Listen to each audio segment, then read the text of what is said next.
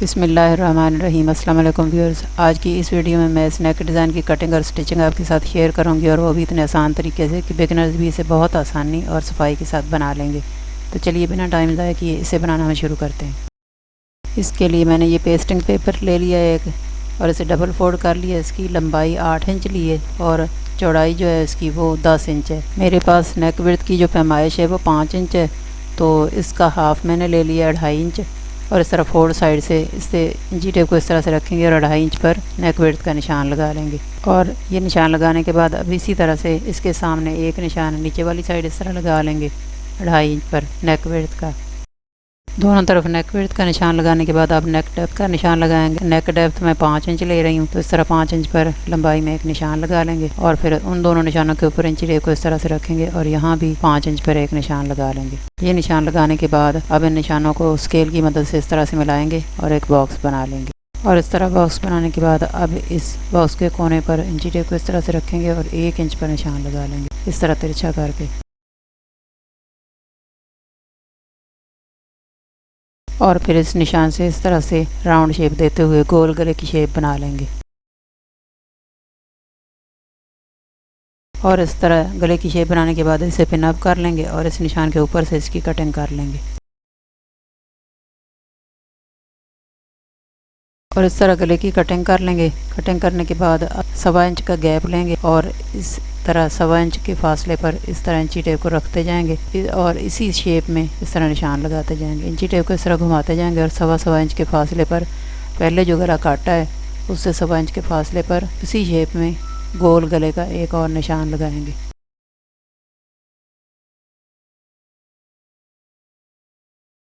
ये निशान लगाने के बाद अब इन निशानों को इस तरह से मिलाएंगे और एक लाइन लगा लेंगे।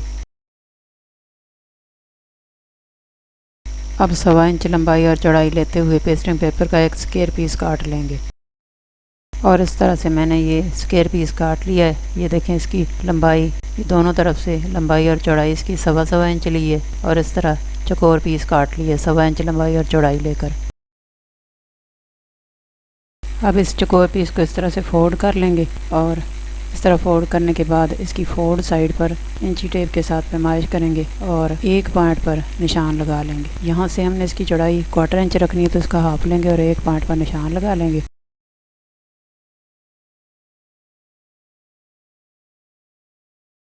और फिर दूसरी साइड इस तरह से इंची टेप को रखेंगे और सेंटर में ये 1/2 इंच पर निशान लगाएंगे। फिर इस साइड इस तरह से रखेंगे और 1/2 इंच पर निशान लगा लेंगे ओपन साइड की तरफ। अब इन निशानों को इस तरह से मिलाएंगे और एक ट्रायंगल बना लेंगे।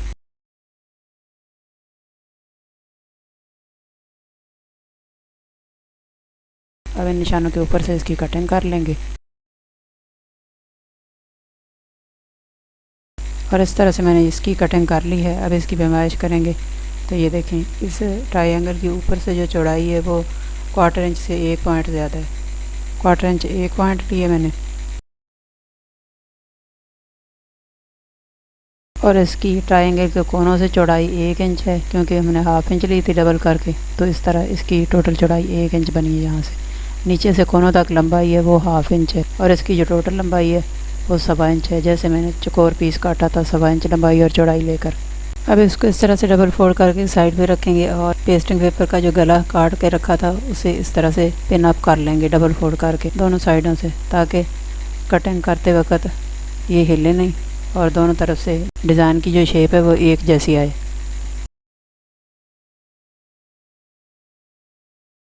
पिन अप करने के बाद अब जो ट्रायंगल बनाया था उसे इस तरह से फोल्ड करके पहले फोल्ड साइड पर सेंटर में इस तरह से रखेंगे और निशान लगाएंगे। इसके ऊपर पहला निशान जो है वो इसे फोल्ड करके लगाएंगे गले की फोल्ड साइड के ऊपर रखकर सेंटर में इस तरह।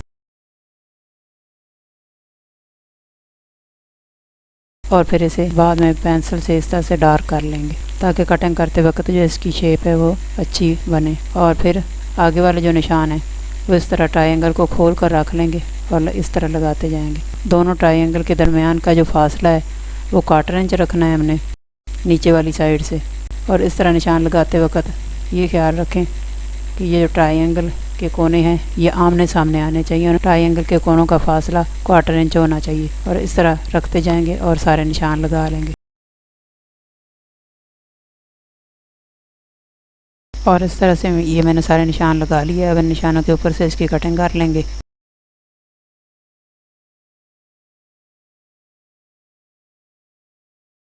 और इस तरह से ये मैंने सारे ट्रायंगल की कटिंग कर ली है। अब जो बाहर पेंसिल के साथ निशान लगाया था, उस निशान के बाहर 1/2 इंच के फासले पर एक निशान और लगाएंगे और इस निशान के ऊपर से इसकी कटिंग कर लेंगे गले की। और इस तरह काटने के बाद अब इसे खोलेंगे तो ये इस तरह से आएगा। अब इसे कपड़े के पीस के ऊपर इस तरह से रखेंगे और प्रेस के साथ इसे पेस्ट कर लेंगे। और इस तरह से मैंने इसे कपड़े के पीस के ऊपर पेस्ट कर लिया है। अब ऊपर वाली साइड से पेस्टिंग पेपर के साथ साथ फालतू कपड़ा काट लेंगे और साइडों से मैंने सिलाई का मार्जिन छोड़कर फालतू कपड़ा काट दिया है और इसे प्रेस के साथ इस तरह से बिठा लिए ताकि जब इसे सिलाई लगाएं तो ये फिनिशिंग और सफाई के साथ लग जाए। अब इसे इस तरह से फोल्ड करते जाएंगे और इसके ऊपर एक रफ स्टिच लगा लेंगे।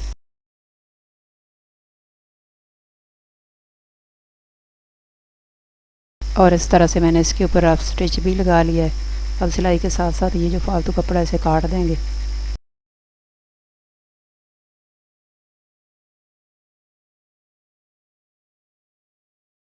और इस तरह से मैंने सिलाई के साथ जो फालतू पड़ा हुआ कपड़ा था वो भी काट दिया है। और अब इसे इस तरह से फोल्ड करेंगे और सेंटर में एक कट लगा लेंगे।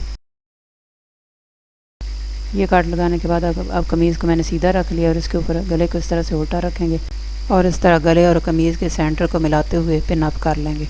2 पिन साइडों पर लगा लेंगे और इस तरह पिन अप करने के बाद अब पेस्टिंग पेपर के साथ साथ सिलाई लगाते हुए गले को कमीज़ के साथ स्टिच कर लेंगे। ये सिलाई लगाते वक्त ये ख्याल रखें कि सिलाई पेस्टिंग पेपर के ऊपर ना आए और पेस्टिंग पेपर से ज़्यादा फासले पर भी ना हो। पेस्टिंग पेपर के बिल्कुल साथ साथ सिलाई लगाते हुए इसे स्टिच करना है, तभी डिज़ाइन की शेप है वो सफाई के साथ और परफेक्ट बनेगी।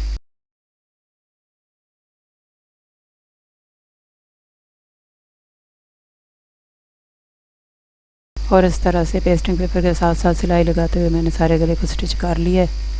और गले के ऊपर इस तरह सिलाई लगाने के बाद पिनें निकाल देंगे और 1/4 इंच सिलाई का मार्जिन छोड़ते हुए पहले अंदर से गोल गले की कटिंग कर लेंगे और फिर ये जो डिज़ाइन है इसके अंदर से कपड़े को एहतियात के साथ काटेंगे। डिज़ाइन के साथ साथ अंदर की तरफ 1/4 इंच सिलाई का मार्जिन छोड़ते हुए फालतू कपड़ा जो है इसे काट देंगे, एहतियात के साथ काटेंगे। और ये काटते वक्त ये ख्याल रखें कि सिलाई ना कटे। चारों तरफ सिलाई के साथ साथ फालतू कपड़ा जो है वो 1/4 इंच छोड़ते जाएंगे और अंदर से जो फालतू कपड़ा है उसको काट देंगे। इसी तरह सारे डिज़ाइन के जो ट्रायंगल हैं उनके अंदर से फालतू कपड़ा काट देंगे।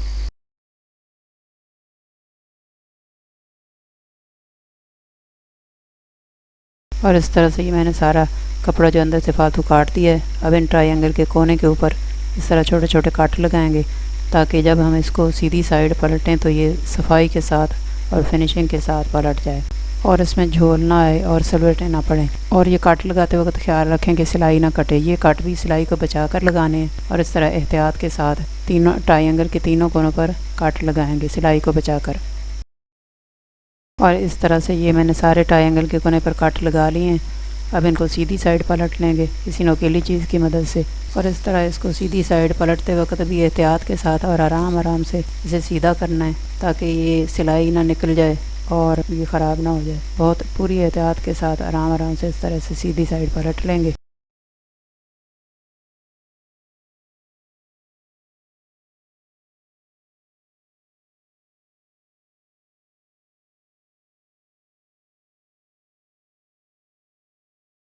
और इसी तरीके से इसको सीधा करते जाएंगे और सारे गले को पलट लेंगे। और इस तरह मैंने ये सारे गले को सीधी साइड पलट लिया है। अब इसके कोने सुई के साथ इस तरह से बाहर निकाल लेंगे अच्छी तरह से और इसे सेट कर लेंगे ताकि डिज़ाइन की शेप जो है वो अच्छी बने और फिनिशिंग के साथ ये तैयार हो जाए। और इस तरह सुई की मदद से मैंने इसके कोने सेट करके इसको तैयार कर लिया और इसे प्रेस करके अच्छी तरह से बिठा लिया है। ये देखें कितनी सफाई के साथ ये डिज़ाइन बनकर तैयार हो गया है। अब इसके किनारे किनारे एक टॉप स्टिच लगा लेंगे। ये सिलाई लगाते वक्त भी ख्याल रखें कि सिलाई बिल्कुल सीधी होनी चाहिए और किनारे के बिल्कुल ऊपर आए। डिज़ाइन के ऊपर टॉप स्टिच लगाने से पहले डिज़ाइन के बाहर 1 इंच के फासले पर एक रफ स्टिच लगा लेंगे ताकि गला अच्छी तरह से बैठ जाए और फिर जब हम टॉप स्टिच लगाएं तो इसमें सिलवटें ना पड़ें और बिल्कुल फिनिशिंग के साथ और सफाई के साथ ये सिलाई लग जाए।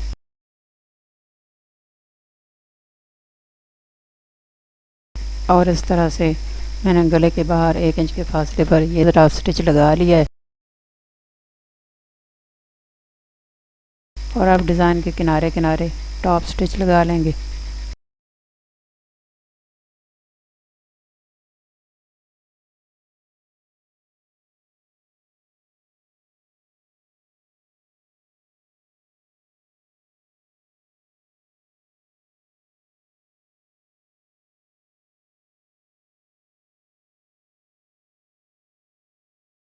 और इस तरह से मैंने ये डिज़ाइन के किनारे के ऊपर टॉप स्टिच भी लगा लिया है। और इस तरह ये देखें कितनी सफाई के साथ हमारा गला बनकर तैयार हो गया है। उल्टी साइड से यहाँ से इसकी तुरपाई कर लेंगे और जो रफ स्टिच लगाया था उसे बाद में निकाल देंगे।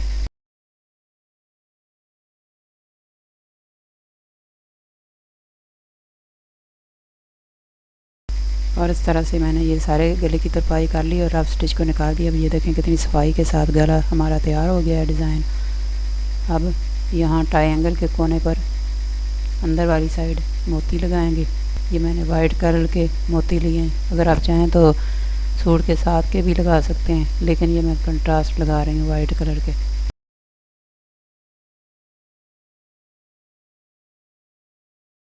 इस तरह दोनों किनारों से इसे टांका लगाकर स्टिच करते जाएंगे।